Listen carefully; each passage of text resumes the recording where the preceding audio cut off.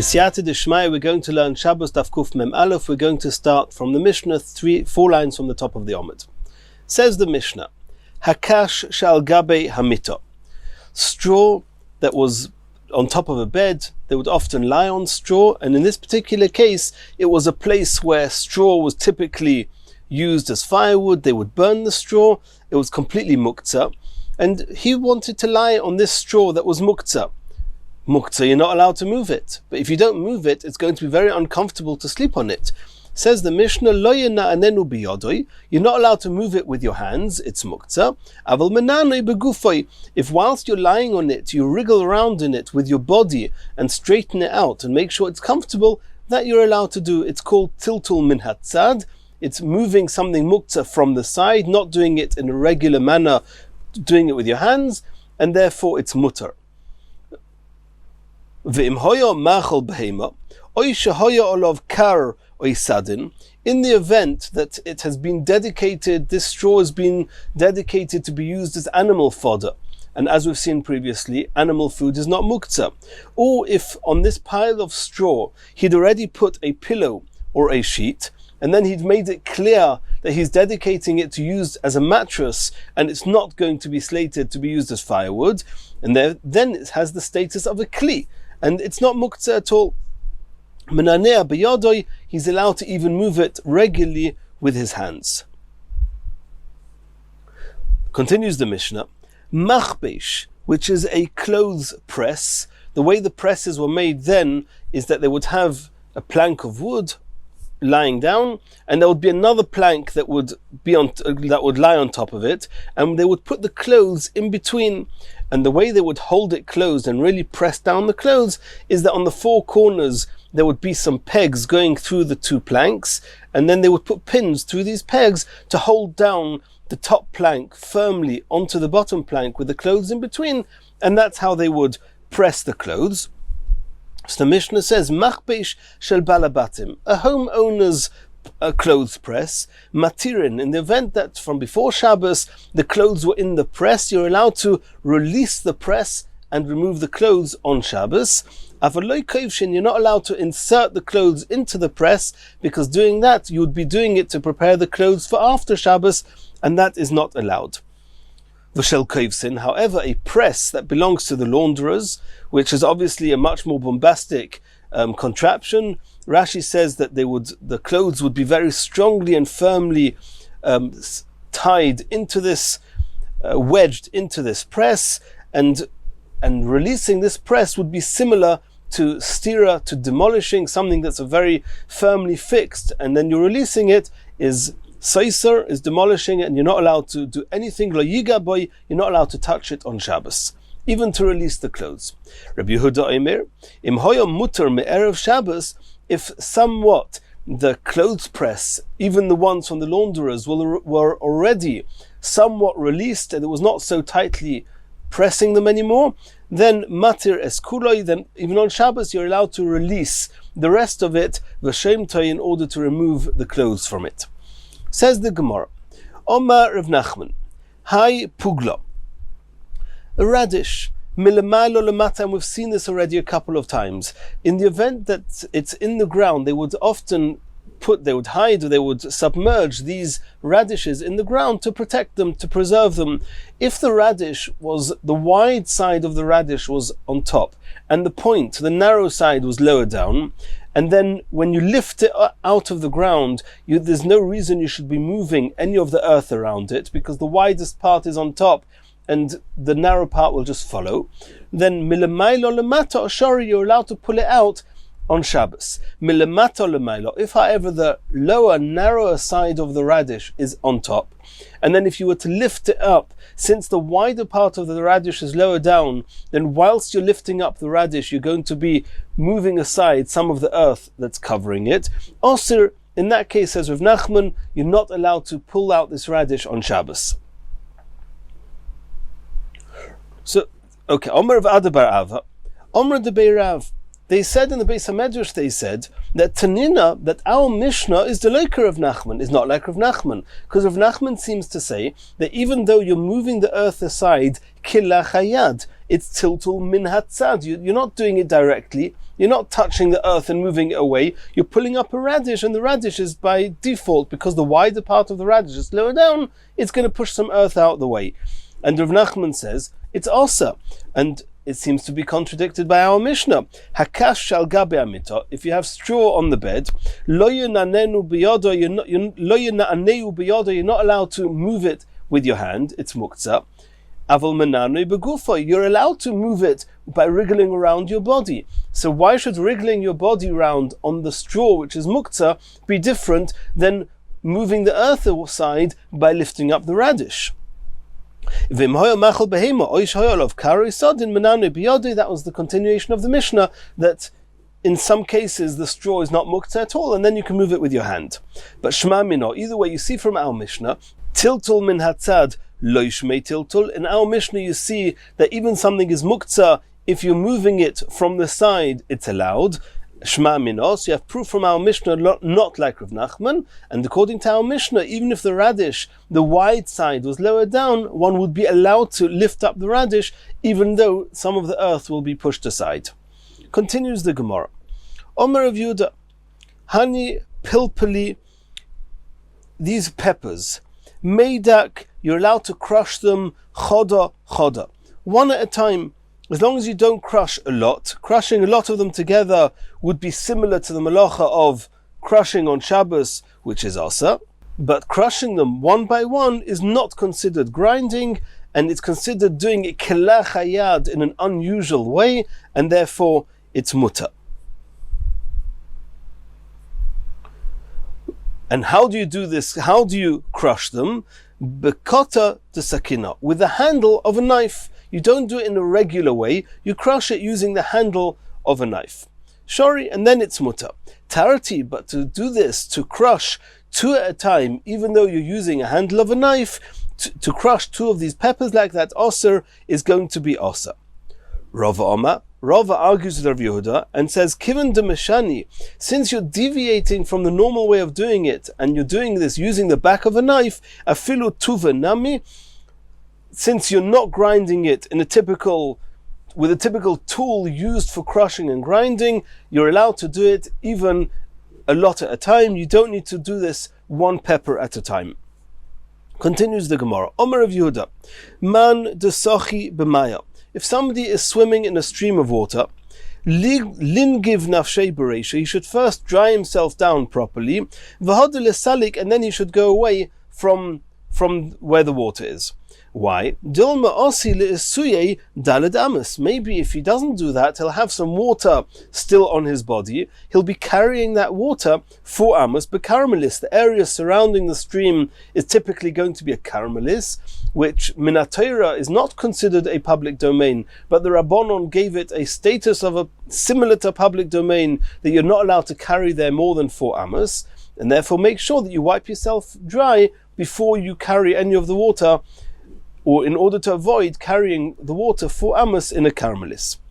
Asks the Gemara, Ihachi, if you're worried about the water that's on the person's body, kikonochis, even when he goes into the water, into the stream, nami kodochi, koichoi, daled amis va'osir. By him going into the water, he's going to be pushing some of the water, displacing some of the water, and pushing the water 4 amos away from him. The stream itself would have the status of a caramelis, and you're not allowed to push the water 4 amos. We just said now that in the caramelis, you're not allowed to carry this water or move the water 4 amos. So why are you only worried about when you're coming out of the stream? Why are you not worried in the stream? Says the Gemara, koichoi bekaramelis loy gozru. To move something directly when the water is on you and you're moving it, that the Chachamim said in the caramelis is awesome. But when you're not moving the water 4 amos, you're just pushing it. It's just his koicha, it's his strength.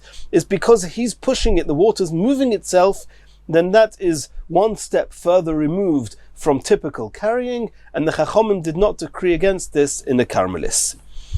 Continues the Gemara. Omer Abaya v'itemer of Yehuda, either Abaya or of Yehuda said, Tit shal gabi ragloi. If a person who's got clay, some clay stuck onto his foot, mekanchoi bekarka, he can scrape it off on the ground. Ve'ein mekanchoi bekoisel, but he's not allowed to scrape it off onto a wall. Why? Omar Rava, my tama, why are you not allowed to scrape it onto a wall? It looks like he's building. Well, typically on a wall, they would coat it with some lime or some clay, and here he is, he's got some clay on his foot and he's plastering it onto the wall. That looks very much like building, like boine. Says the Gemara, no. It's a very primitive type of building. It's like the peasants build that way. Normal people don't put clay on the walls. They put lime or plaster. They don't put clay on the walls. Ela Omar Rava. Rava says a different reason, or he actually says the other way around. You are allowed to wipe away the clay off your feet by rubbing it on the wall. But you're not allowed to rub it off on the ground. Why? You might come to level out the holes in the ground, and we've already seen previously leveling out the holes in the ground is boine. Continues the Gemara. Itmar Marberei de Ravina Omar Echod Zeh ve'Echod Zeh Osor. Marberei de Ravina holds that you're not allowed to scrape your foot with the clay on, not on the floor because of Ashva Gumois, and not on the wall because it's like boine. Rav Papa Omar, Rav Papa says Echod Zeh ve'Echod Zeh Mutter. Both of them you are allowed to do because it's not called miskaven. You're not trying to build. It's true, inevitably there's going to be maybe a hole that's going to be leveled out, or you're going to be putting some clay on the walls, but it's not what your intention is. And we hold like Reb Shimon, who says that Dovosh Einem miskaven, if it's not your intention, is mutter. So asks the Gemara, Lemarberei de Ravina b'may mekanchilei. What's the solution? Somebody who's got clay on his foot and he wants to wipe off the clay, according to Marberei de Ravina, who says you're not allowed to do it on the floor and not on the wall, how's he going to get rid of this clay? Says the Gemara, mekanchilei b'koira, he's going to wipe it off onto a beam, and on a beam there's no risk of ashva gumais, there's no holes in a beam, and it's not considered boineb because one doesn't put clay on a beam, and therefore that's how he can scrape off the clay off his foot. Continues the Gemara. Omar Rava, Loi leisev inish apuma de lechaya. We know, we've mentioned a couple of times, there's a concept called a mavui, an alleyway. An alleyway, even though it's surrounded, let's assume it's surrounded by 3 walls, and therefore, biblically speaking, one should be allowed to carry in it like a Reshus HaYachid. However, since on the 4th side is completely open, and it's open to a Reshus HaRabim, if you're going to carry in this mavui, in the alleyway, you might by mistake come to carry from there into the Reshus HaRabim Chas v'Shalom, and that's also. So the Chachamim said that one of the things you have to do is you have to fix up the mavui by making a heker, some sign at the entrance of the mavui to remind you, don't go beyond this. So the signs was one of 2 things. We'll learn more about this later on in Mesechus Eruvin. But either you put a koire, a beam across the top of the mavui at the edge, or a lechi, which is a plank. You put a plank of wood, a post at the edge on one of the walls at the entrance of the mavui, and that post serves as a heker, as a reminder.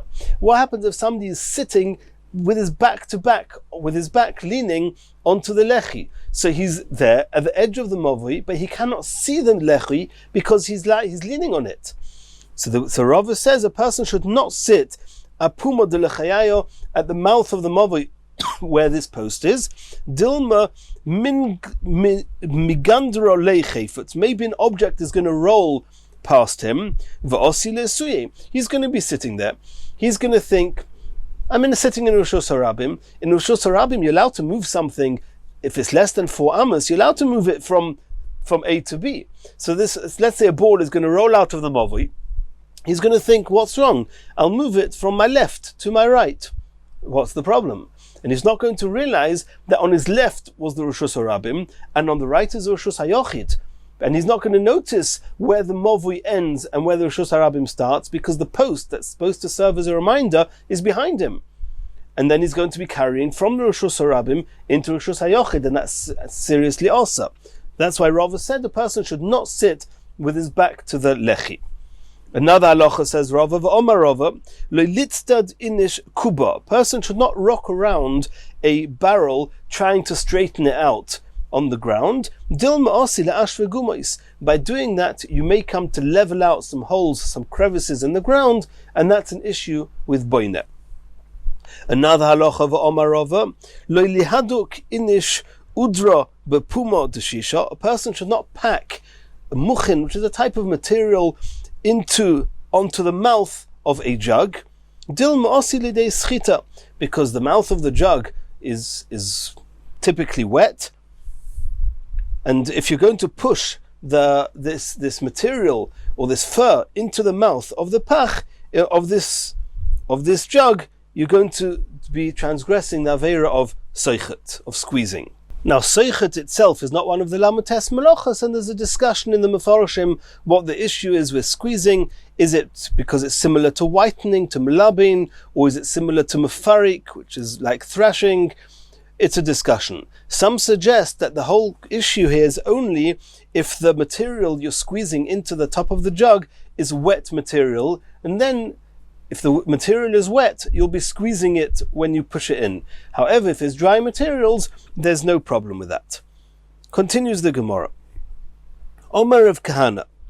Tit shal gabi bigdoi. If somebody has some clay, some mud stuck that's dirtied his clothes, then regularly rubbing it away, that you're not allowed to do. Because it looks like you're cleaning, it looks like melabin, like whitening. It's not really melabin, because melabin is only if you're using water, and here you just want to scrape it off. But since it's similar to melabin, because you're cleaning the garment, therefore one's not allowed to do it in a normal fashion. What you're allowed to do, mechaskesoi mibifnim. You're allowed to, from the inside, you can rub it, put your hand inside the garment on the clean side, rub it from the inside, and that way the clay, the mud, will fall off. And since you're doing it from the inside, it does not look like melabin and is mutter. But you're not allowed to rub it from the outside, because that's a little bit too close to cleaning, and cleaning will look like melabin, like whitening, which is osa. Meisvei, tit shal gabe min oloi. If a person has some clay stuck to his shoe, megaroi begav sakin, you're allowed to scrape away this tit with the back of a knife, v'sha'al bigdoi, and if this mud is on his clothes, megaroi b'tzipoiren, you're allowed to scrape it away using your nail, or bilvad shelo yikaskes, but you shouldn't rub it. You can scrape off the clay, but you're not allowed to rub the cloth. My love, shelo yikaskes klal. From there you see you're not allowed to rub the cloth at all. And that's contrary to what Rav Kahana said, that you're allowed to rub it from the inside. Says the Gemara, Loi, do not deduce from there that you're not allowed to rub it at all. Shelo yikaskes mibachutz. All the Brisa meant to say is you're not allowed to rub it from the outside where the stain is. Aval mibifnim, but to rub it from the inside, that you're allowed to do. And either way, you're allowed to scrape it off with the back of a knife. Omer bavo, Omer beloza, Omer b'yanei. We saw before in that at the beginning of the Brisa that megarin manul chodosh. When the Brisa said that tit shal gabe min oloi megaroi begav sakin, you're allowed to scrape off the mud from shoe on Shabbos. So Rabbi Yanai is saying that's only a new shoe. Avalo yoshon, but an old shoe, that rubbing it with the back of the knife is going to be scraping it and possibly peeling off a layer of the leather, and that is similar to mamachik, to smoothing out leather, and that's also on Shabbos. If you have a new shoe, with what are you allowed to scrape off the mud? Omer bavo begav sakin, with the back of a knife, as we saw. Omer le hahu saba. This elder, this sage, said to Rebavo, Somi didcha, you should delete, put aside what you just said, Rebavo, mikame ha detoni Rebchia, in order to make space for a contrary opinion of Rebchia. Rebchia says, Ein megarin loy min ol chodosh v'loy min ol yoshan. You're not allowed to scrape, not a new shoe and not an old shoe on Shabbos. V'lo yosuch, another halacha with the shoes, v'lo yosuch es ragloi b'shemen. You're not allowed to anoint your feet with oil. V'hu b'soicha min'ol. whilst your foot is in the shoe, because that way you're going to be putting oil onto the shoe, and you're not allowed to do that on Shabbos. A sandal, or whilst your foot is in a sandal, also made of leather, and putting oil on a leather shoe is similar, or is bordering on the issa of ma'abed, of tanning. Aval soch es ragloi shemen, you're allowed to anoint your foot with oil. Umaniach, and after that you can put your foot b'seich haminol or b'seich hasandal. You can put it into the shoe or into the sandal. V'soch kol gufoi shemen, you're allowed to anoint your whole body with oil. Umisagel, and you can roll around al gabe katavalya, on a leather sheet. And even though the oil is then going to from his body is going to be going onto this leather sheet, and he's got nothing to worry about. Omer Rav Chizda, lo yishanu elo letzachtzachei. Rav Chizda said that you're only allowed to put, in what case are you allowed to anoint your foot and then put your foot into a leather shoe, is only if your intention was just to polish the shoe with the oil that's going to drip from his foot onto the shoe or onto the sandal. Avla abdo, if your intention is to tan the leather, also la'abdo, you're not allowed to do ibud, you're not allowed to tan on Shabbos. Says the Gemara Pshita, why do you need to tell us this? It goes without saying. Everybody knows that you're not allowed to tan on Shabbos. V'su, and more than that, if you have intentions to shine a shoe, and you do it intentionally, mi'ikaman deshari, does anyone say it's mutter? Of course it's osa. It's osa. The Chachamim said it's osa because if you're going to allow a person to polish the leather, he's going to come to tan the leather. Eloi itmer, hochi itmer, you have to say it as follows. Omer of Chizda, lo yishanu elo shi'ur letzachtzachoi. If you intend to polish the shoe, it's also osa. If you're not intending to polish your shoe, you're intending just to anoint your skin, then it's allowed on condition that the amount of oil that's going to then come off your foot onto the shoe is not more than would be enough if all you wanted to do was polish it. Avol shiur la'abde osur, but to put on so much oil that amount of oil could tan the leather, that is osa, even if you don't intend for it to go onto the shoe. And now we're going to learn another halacha regarding the shoes. Tonu Rabbanon, lo yetze cotton b'min al godel. A person with a small foot should not go out into Rosh Hashanah wearing a large shoe. Why? Because it might, in the middle of the way, the shoe might fall off him, and he's going to end up carrying it in Rosh Hashanah. Avol yetzehu b'choluk godel, but wearing a cloak or a shirt which is much too big for him, that is allowed because it won't fall off on its own, and he won't take it off because nobody wants to go walking in the streets dressed inappropriately, or more accurately, undressed. Continues the Gemara of Lo Yseitze Isha b'min ol merupot, a woman that is typically very particular to go out looking respectable and put together, she should not go out into the Rosh Hashanah, into the public, with torn shoes, because maybe she's going to then get embarrassed, or people are going to laugh at her, and then she's going to end up carrying it in Rosh Hashanah.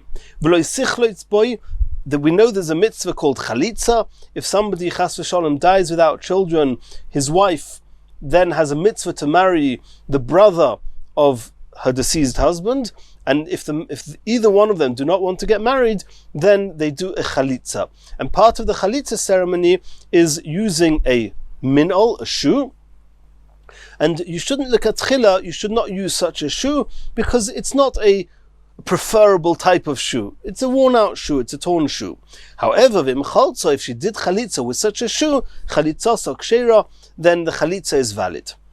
Another halacha, ve'ein yotzin b'min al chodosh, one should not go out with a brand new shoe that's never been worn, and you're not sure if this shoe is actually going to fit you and it's the right size. Be'eza min al amru, which type of shoe are we talking about? B'min al shel isha, with the shoe of a woman, because a woman is going to be much more particular that the shoe fits her, and if she's not sure that it's going to fit her, she'll go out with it, it won't fit her, she'll carry it on Shabbos, and that's asa. Tony Bar Kapora, however, Bar Kapora said, Lo yishanu elu shelo yotzo bo isho achas miboid yom.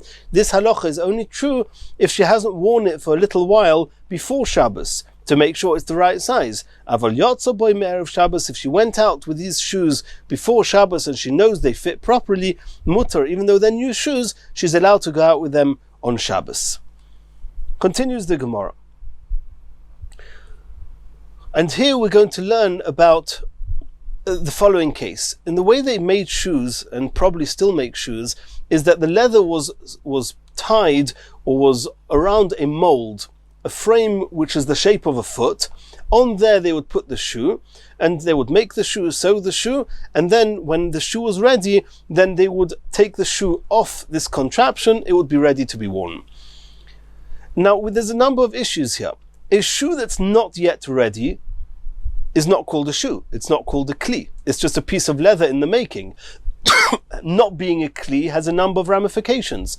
Number one, in Hilchas Tumah V'Tara, if it's not a kli, it cannot become Tomei.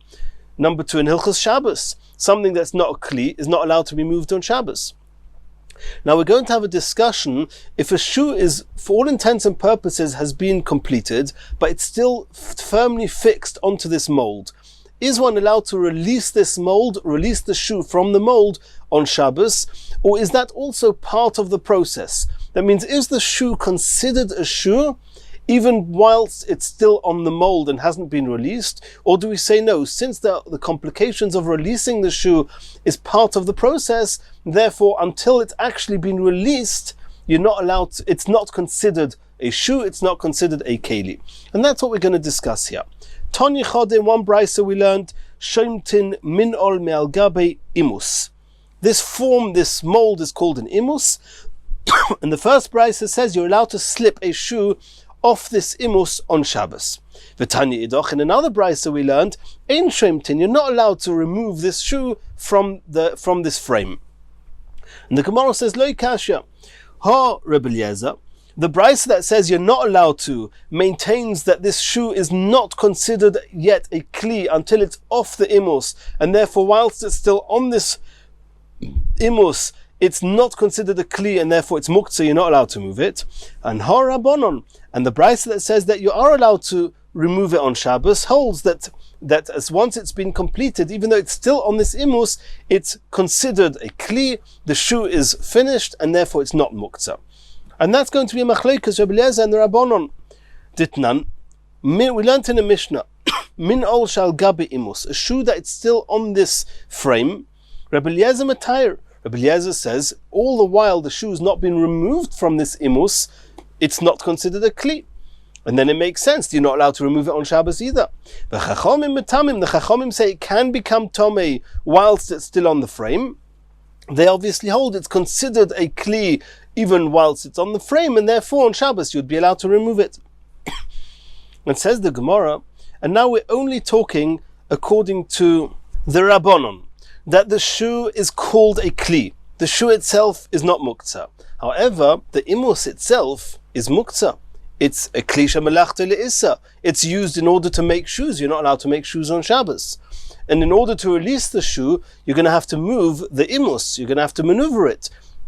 Is that allowed? So the Gemara says, L'Rava, according to Rava, the Omaru holds Dova shemelachta le'issa, a type of vessel, utensil, which its prime and primary purpose is to do an issa on Shabbos. You're allowed to move it, either to use it or to make space for where it was. Shapir, then we can understand. Now this frame is in the middle of the shoe. It's in the shoe. I want to put my foot in the shoe. So I'm allowed to move the omus away. I'm allowed to take the shoe and move away this frame in order to allow me to put my foot in the shoe. That's called the tzorich mekoymai, and it's muta. Also,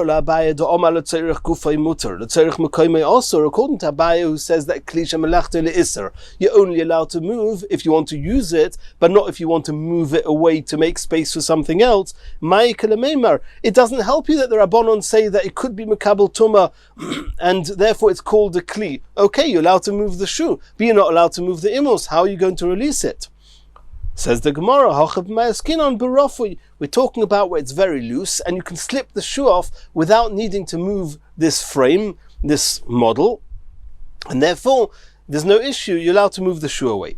To Tanya Rabbi Yehuda Omer, Im hoya rafui mutar. We even have a brisa. The brisa says explicitly, Rabbi Yehuda in the brisa says that only if it's loose, then you're allowed to move it. And now the Gemara is going to explain and ask a question from this. Now that we have an explicit brisa that says you're only allowed to take the shoe off if it's loose, so number one, the fact that you're allowed to move the shoe means this brisa follows the Rabbanon that the shoe is called a kli. Okay, how about the machlokas Abaye v'Rava? What's going to happen with that? Says the Gemara, Taima derafui, from the brisa you see that the only reason you're allowed to remove the shoe is because it's loosely on this mold.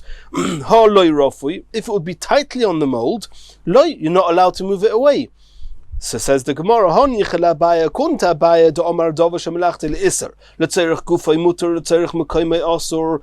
A kunta Abaye that says that you're not allowed to move a klisha melachta le'issa for letzorich mekoymei. I can understand that Rabbi Yehuda in the brisa says you're only allowed to move it if it's loose. Elo l'Rava, according to Rava that says the Omar bein letzorich gufay bein letzorich mekoymei mutar ma'ire rafui afilu loy rafui nami. According to Rava, it's now going to be a question: why does the brisa say you can only remove the shoe if it's loose? Why can't you remove it even if it's fixed? And you have to move the omus, so you'll move this imus. So what? You're allowed to move it letzerich mekoymei. So the brisa is almost a question against Rava. Says the Gemara, Ahid Rabbi Yehuda, that brisa is mishum Rabbi Eliezer. It's not that the brisa holds like the Rabbanon that the shoe is finished and the shoe is not muktzah, and the whole discussion is, are you allowed to move the imus or not? No, this brisa is following Rabbi Eliezer that says that the shoe is not considered finished, and therefore even without nothing to do with the imus, the shoe itself is muktzah.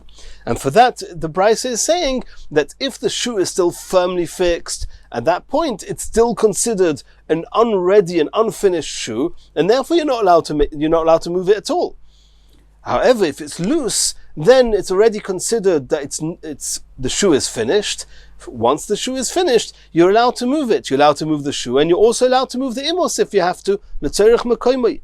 The Tanya Rabbi Yehuda Omer Mishum Rabbi Eliezer Im hoya rafui mutar. It's explicit in the brisa that Rabbi Yehuda said what he said, only because he held of Rabbi Eliezer. The Rabbi Eliezer says that a shoe that's still firmly fixed on the imus is considered an unfinished shoe, and therefore only if it's rafui, if it's already somewhat loose and it's not anymore firmly fixed on this imus, only at that point the shoe is considered a shoe, it's considered a kli and mutar, and one's allowed to move it on Shabbos.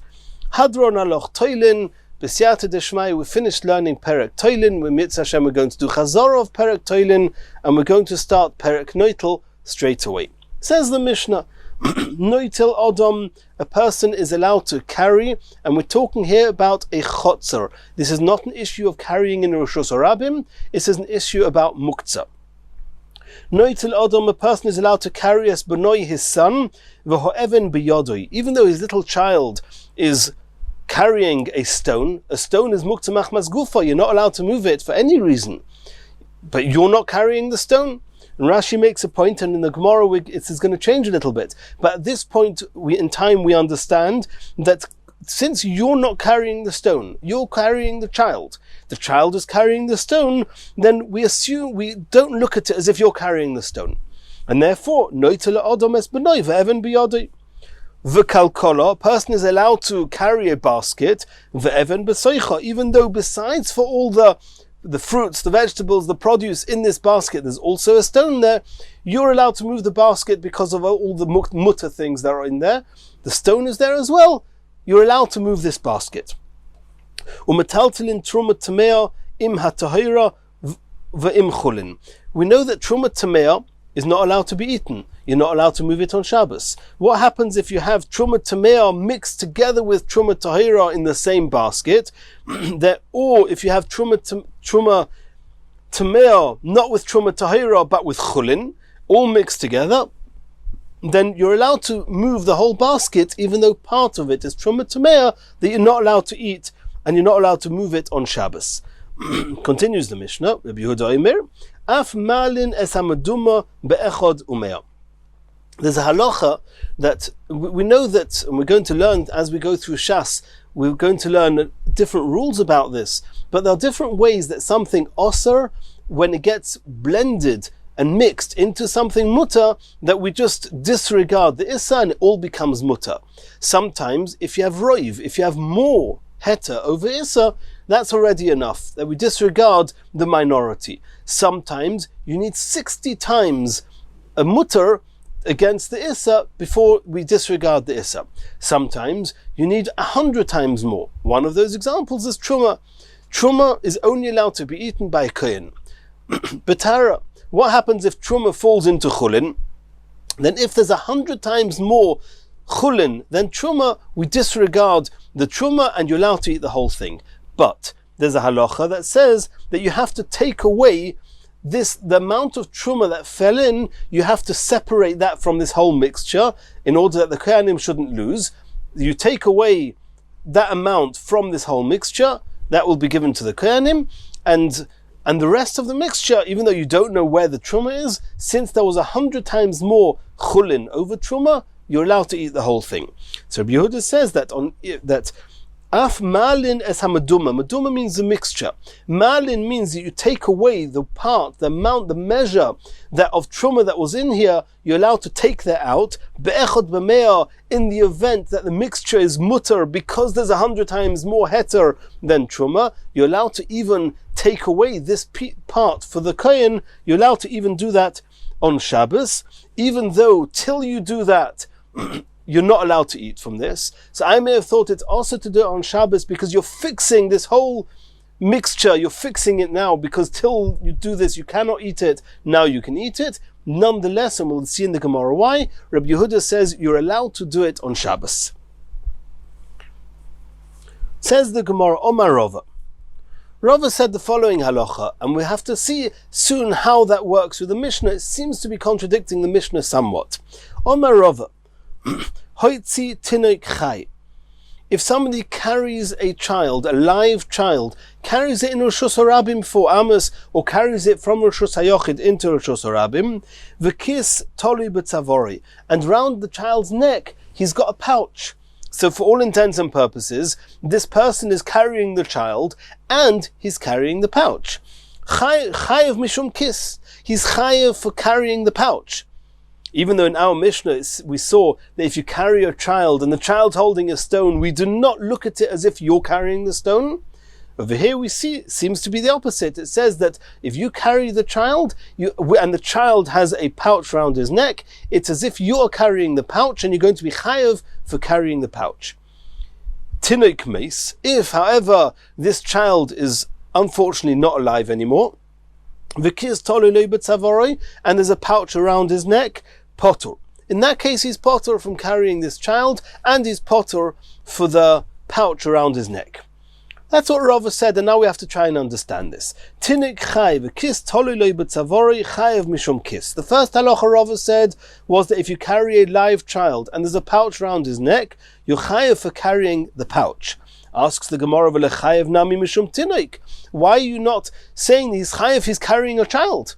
And before in the Mishnah we were talking about that the child, it's in the chotzer, it's a Rishus Hayochid, there's no problem with carrying the child. The whole question is whether it's called you're carrying the stone, and it's a question of muktzah. Now it's a question of carrying.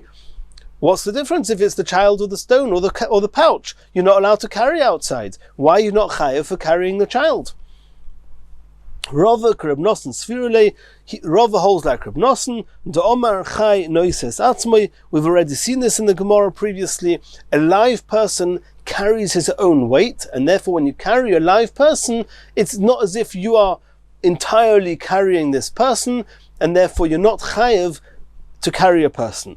The pouch, however, you'll be chayev for.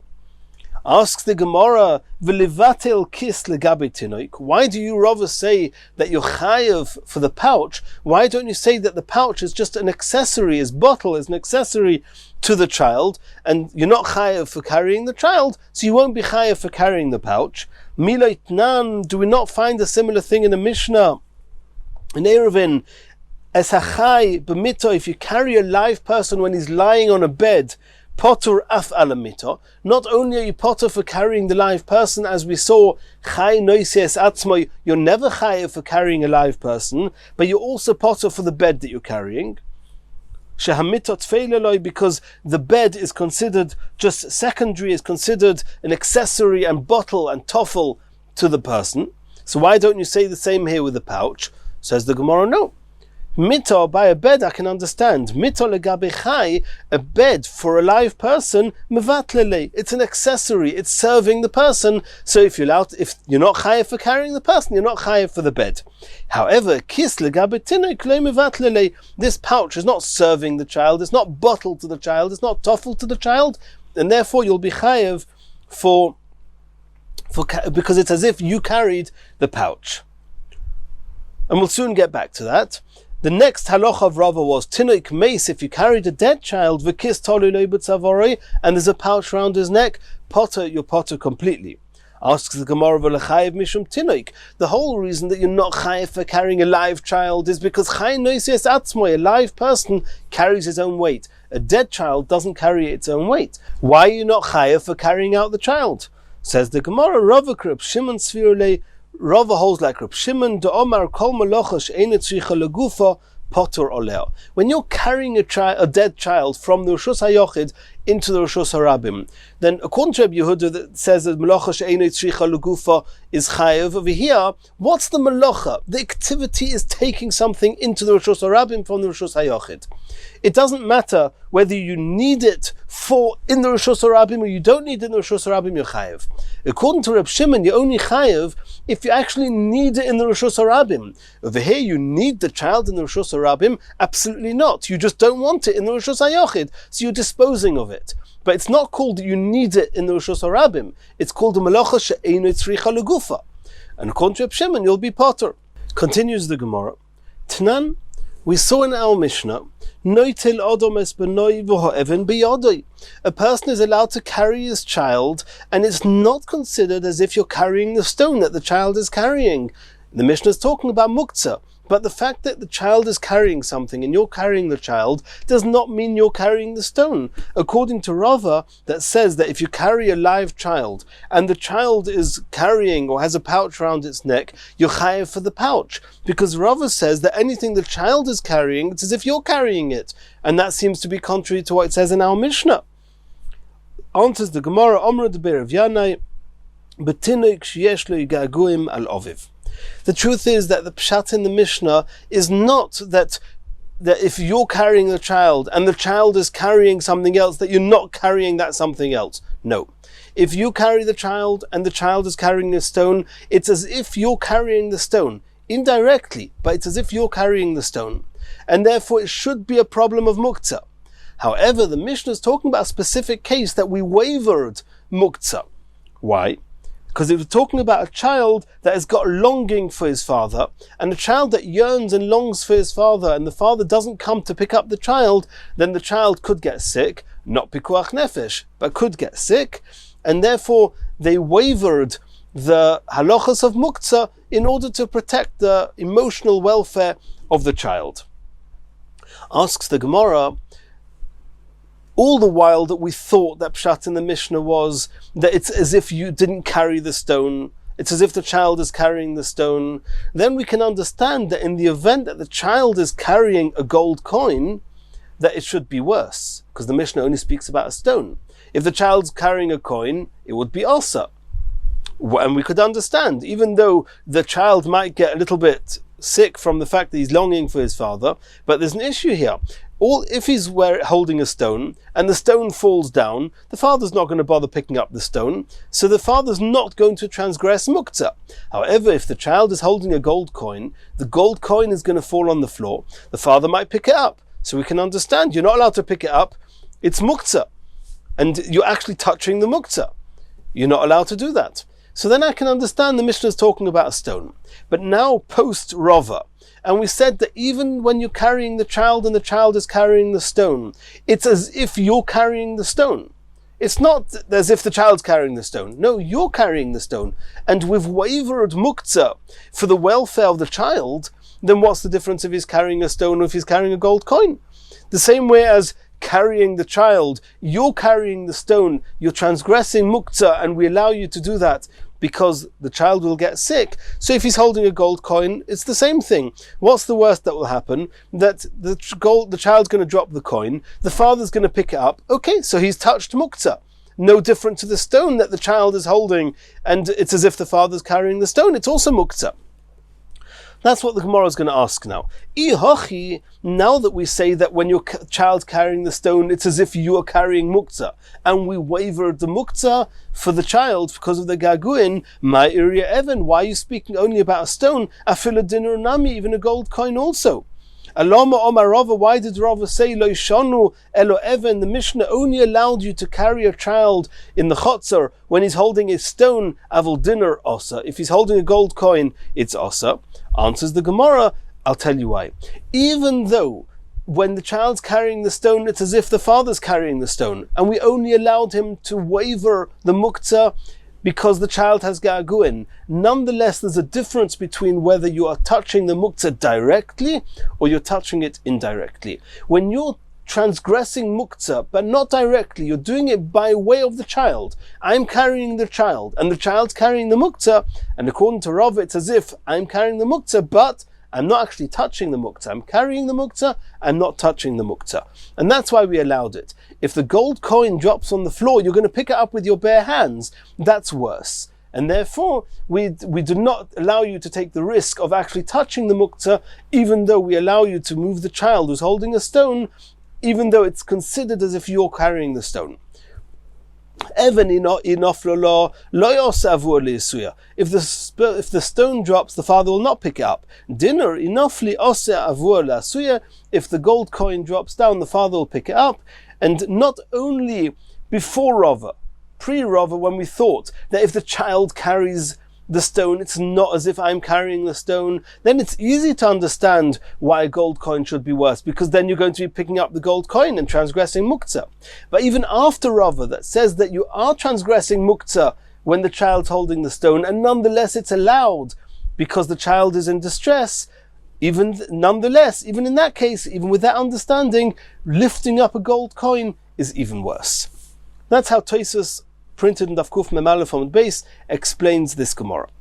Says the Gemara, Tanya Kavasei de Rava, we have a brisa like Rava, that Amoitzi Kelov Mukupolim. If somebody carries out clothes, whilst folded up clothes, not wearing them, he's just carrying the clothes in his hand, Umonochin al Kseifoi, or the clothes are on his shoulders, but he's not wearing them, V'sandalov Taboisov Beyodoi, or his sandals or his rings are in his hands, Chayev, he's Chayev on Shabbos. V'im hoya melubash bohen, if he's wearing all these things, if he's wearing the clothes, or he's wearing his shoes, he's wearing his rings, potter, of course he's going to be potter, because they're just accessories of this person, they're his clothes, and there's nothing wrong with doing that on Shabbos.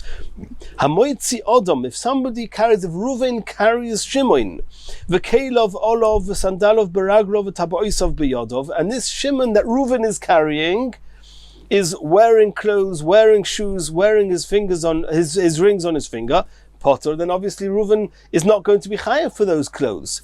But if this Shimon that Reuven is carrying is not wearing the clothes, but he's carrying the clothes, chayav, then Reuven is going to be chayav for carrying on Shabbos. So you see, like Rava, that if Reuven carries Shimon and Shimon carries something in the streets, it's as if Reuven is carrying those clothes, similar to what Rava said, that if you carry the child and the child has a pouch around its neck, or in the case of the Mishnah, if you carry a child and the child is holding a stone, it's as if you're carrying the pouch, it's as if you're carrying the stone. And that's a proof to Rava. In the Mirz Hashem, in the next shir, we're going to continue from here.